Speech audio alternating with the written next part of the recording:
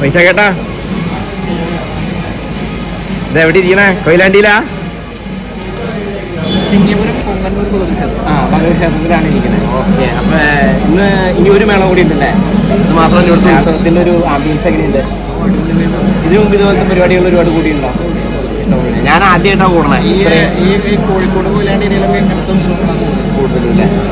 ഇത് നല്ലൊരു ആംബിയൻസ് ആണ്. ഞെട്ടിപ്പോയി വന്നപ്പോൾ തന്നെ.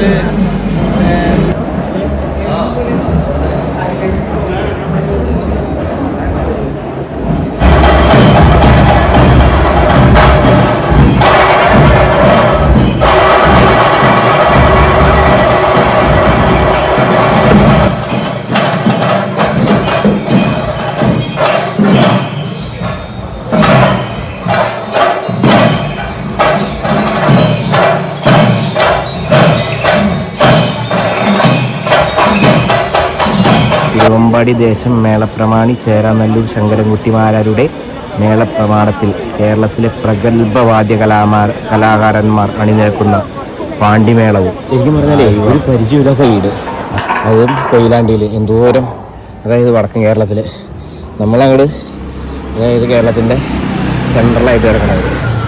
അപ്പോൾ അത്രയും ദൂരെ നിന്ന് ഇവിടെ വന്നതേ ആശാൻ്റെ വണ്ടി അവിടെ ഇട്ടേക്കണേ. അവിടെ ആണ് ഞാൻ വണ്ടി ഇട്ടത്.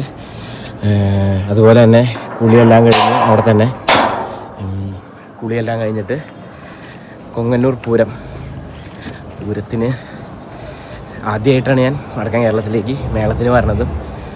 നമുക്ക് വരാൻ കഴിഞ്ഞതിൻ്റെ ഭാഗ്യം എന്ന് പറഞ്ഞാൽ ശങ്കരൻകുട്ടി ആശാൻ എന്ന് പറഞ്ഞ പ്രതിഭയുടെ കൂടെ വന്നുകൊണ്ടാണ്.